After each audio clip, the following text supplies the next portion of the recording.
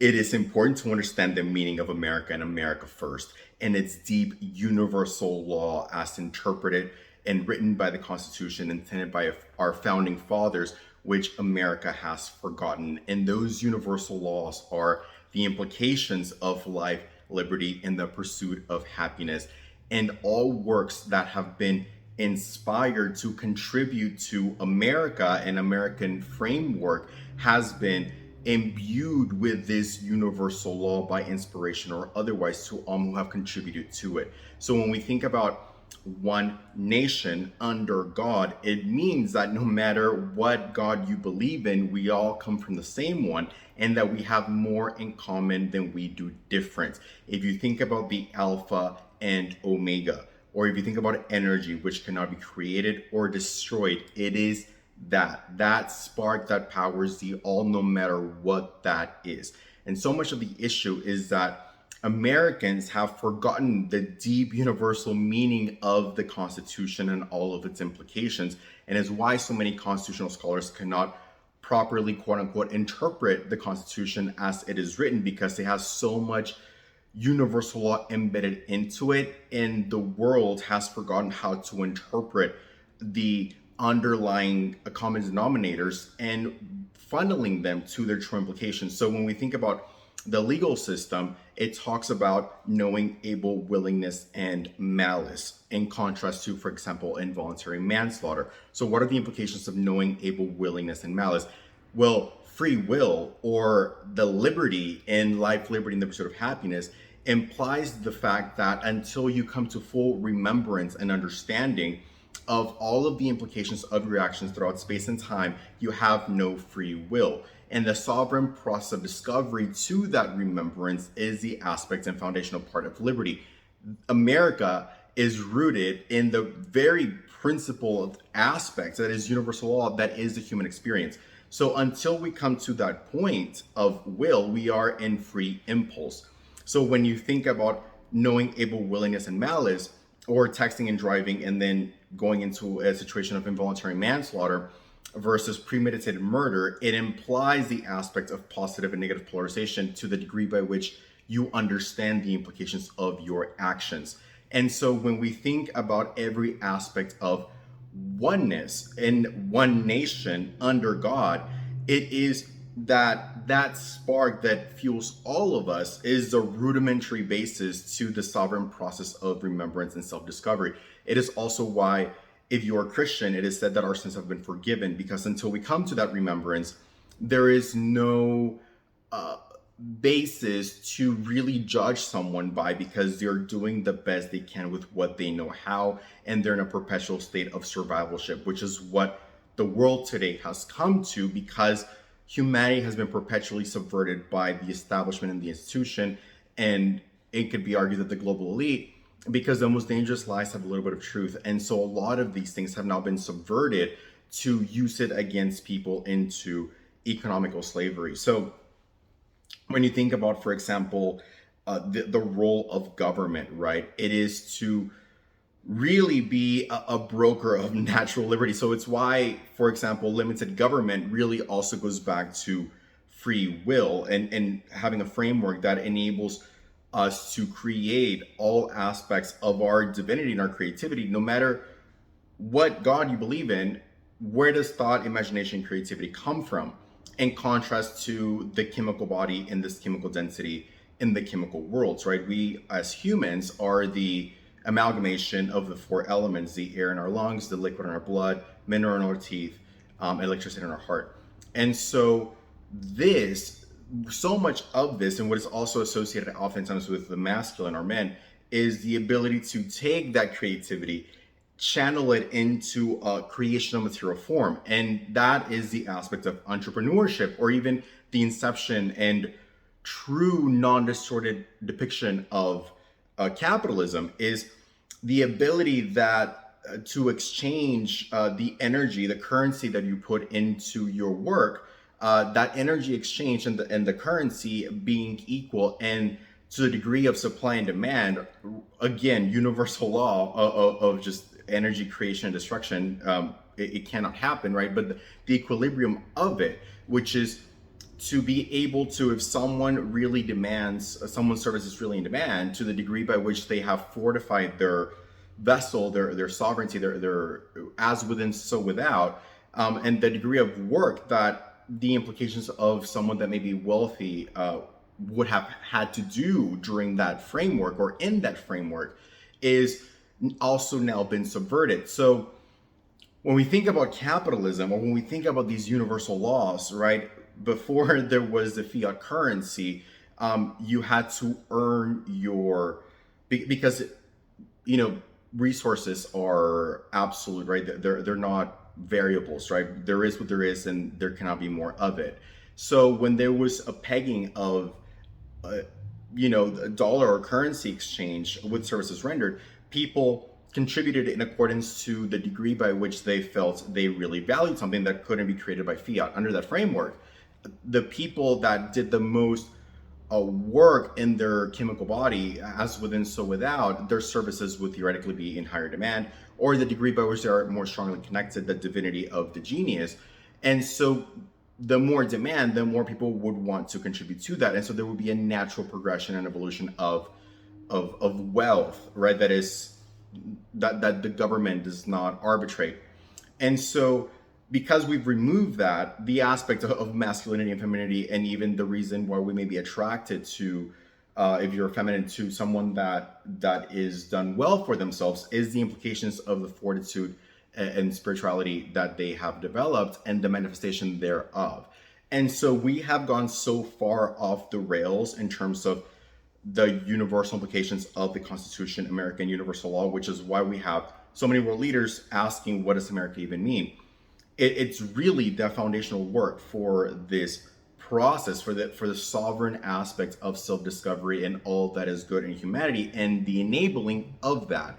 And so something that we have to begin to remember and to elect leadership that can bring this remembrance to the forefront, because until we do that, not only will America, but the entire world will be in a perpetual state of self-degradation. The thing about going back to these principles is that it is the only way to go back to not only peace through strength, but also through inspiration. When we become the change we want to see, other nations will follow. Same thing with the Second Amendment. When you can individually defend your life, liberty, and pursuit of happiness by armory, right? It means that the government cannot overreach. And when a group of people are equally armed, then collectively the values that most deeply resonate will be protected.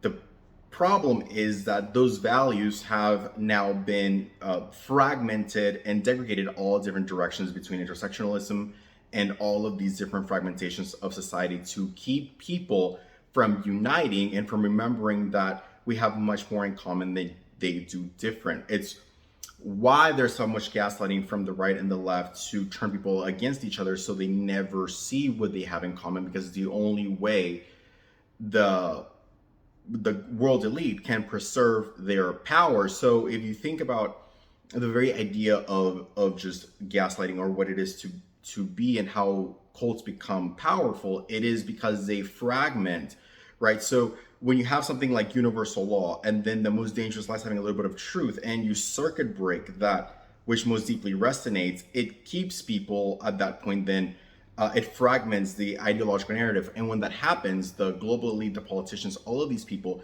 can deflect from responsibility, from action, from proper accountability, to then deflect to the fragmentation that they created, and then basically gaslighting them into oblivion or in perpetuity until that is circuit broken, which is why America First, I think, is so threatening for the establishment and the institution. Because to put America first is to remember that you are to fill your own cup before you give onto others. And the reality is, as people become more empowered through freedom, there would be less need for government, but also the corruption that maintains it. There's an old adage that is an evil one, or a more like satanic one, but it says to create chaos to then fix it. And this is what has happened to America. The globalist elite have created systems where they create the chaos and then fix it. Think about the phrase, the war on terror. terror is war and war is terror. It is an oxymoron. But what that allows to happen, the perpetuation of language in this oxymoron allows to happen, is for that which is perpetuating the chaos, or those breakaway, foundations. It allows, when you create chaos to then fix it, it allows the person or the body to be the judge, jury, arbiter, perpetrator, and hopefully never absolution savior, or rather, hopefully one day they try to save, but we've come to a place where now we're in perpetual never absolution from that state, and giving them unilateral control of the narrative, which is why when we go back to America First and universal law and protecting religion, introspection, all equally, and so on and so forth, is that it will disable these powers to be able to succeed in the system that they've created, this broad chain industrial complexes. And what I mean by that is self-sustaining artificial self-importance or self-anointance, right? So when you create a war, right, to then have the military industrial complex rebuild it, you are holding both ends of the stick, and so you're controlling the entire narrative. And every industrial complex or matrix is the system of creating chaos and destroy it, and they're all meant to work together. The insurance companies are designed to insure the other before insuring yourself. In a natural state of supply and demand, if you want to insure your car, you would do so because it is valuable to you to the degree by which you want to insure it. To create a system where when one insures the other, it creates systems where none of these industries particularly are capitalistic. They're cronyism, right? If, for example, full cover insurance in a car, the phrasing of it implies that if you put $2,000 on a down payment, or on a lease on a car, you drive off the lot and you get hit, you would think that it would put you back in the state by which you started. That is not the case in this particular example. It is to protect the leaseholder or the holding company, the title company, the bank, or what have you, holding your loan. So none of the systems as they've been set forth are either capitalistic, nor are they meant to work for you. It is the amalgamation of keeping the worlds of illusions in power. For them to remain in power, they must create a system by which, for them to be able to create the artificial sustainability of creating chaos to then fix it, quote unquote, a deal with the devil, they need an equal and opposite force that will sustain that is just as artificial, right? And this is where the aspect of the fiat currency and the Federal Reserve comes in. For them to get paid from the worlds of illusions, they need to create something equally as illusionary. And what happens is that then the American people, we subvert the Constitution, we subvert America and Americans first, and we create a system has been created where then the American people become the economical slaves. And so the whole system is then predicated on printing of money that is funneled to the world's elite. And your tax money is laundered to private corporations. And in doing so, in subversion of democracy, in subversion of the American people. But what this then allows to happen is for the rich to get richer with no intrinsic value. If you think about the fact that resources are fixed, they are not variable. When money is printed, there's no more resources to go with it. So the money that's been printed has been going to the top-heavy aspect of bureaucracy. People that do not create intrinsic values, right? When you think about the quote-unquote coastal elite that are making six figures to write articles on these news publications that don't provide a service to anyone, that is at the expense of someone's resources. So the system of bureaucracy, the system of government as we have it today, has been designed to bloat and inflate the self-preservation of those that are capitalizing from the subversion of humanity. Even the academic industrial complex is set to disrupt the entire system of sovereignty through economical slavery that you are then graduated into. And this is by design. It is why most of these white collar jobs by design require you to get a 4-year institution or college, because this has been peddled by the establishment in the institution to keep the system of a fiat world alive. none of these globalists and none of the global elite or even the LAs and the New Yorks could sustain themselves if they had to find their own fish, to create, their own cattle and all of these things. So it is designed to then also antagonize and subvert people whose work actually is required for the illusion of separation and elitism that they tend to sell to people. So when we go back to America First, it is putting all Americans first. And this is a fundamental threat to the system by which has capitalized from the perpetual economical slavery of we the people. And it's why it's so threatening to the establishment and the institution. So it is important to understand this, because what's been trending so much this week is the lack of understanding by the officials of government of what America means. And then I thought people should really understand the deep esoterica of America. Most of our 13 of our founding fathers were Freemasons, and so much of the inspiration that transpired from that was set from the understanding of these universal laws and the spiritual frameworks and schools of thought that once were the path of the masculine journey to through ascension or to remembrance, and then the feminine. All of these systems have been subverted in tribute to the systems that perpetually benefit the world's elite and in subversion of humanity. So as we understand this, as you understand this, share this message, because the more people understand this, it is one of my favorite phrases by someone named Gigi Young on YouTube, that the darkness and the shadow has survived not by its power, but by its lack of light. And so when you think about shadow and light, it only takes one ray of light to kill the darkness. And the most fundamental truths are encoded into the Constitution. They're encoded into the very Pledge of Allegiance: one nation under God, indivisible.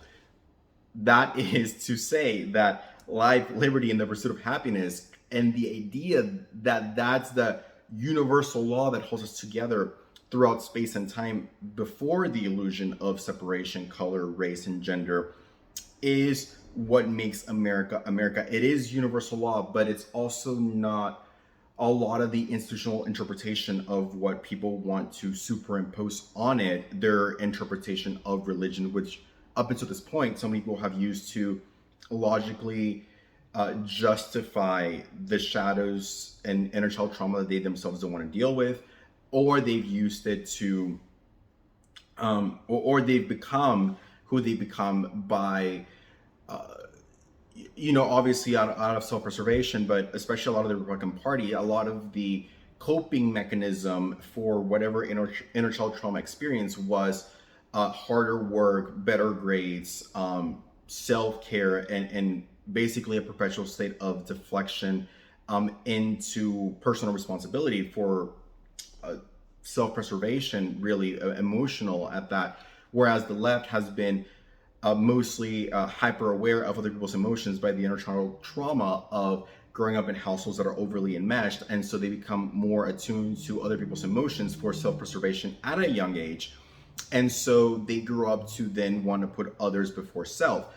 When you have a world that is equally empowered emotionally and spiritually, on the more Republican side, by the responsibility of anchoring that personal responsibility, that divinity, that power, what many attribute to the masculine, and the feminine's integration of not anxious attachment or codependency, but the light of unconditional love, you have a superpower as a country. And that is the most existential threat to the world's elite, which is why the destruction of America has become such a huge priority. So as you guys understand this, you will be able to empower yourself to really understand the mechanics, the deeper mechanics of the world that you see play out in the very derivative worlds of illusions. And you would be able to understanding at the most fundamental level, by which cannot be unseen, it cannot be unheard, it cannot be undone.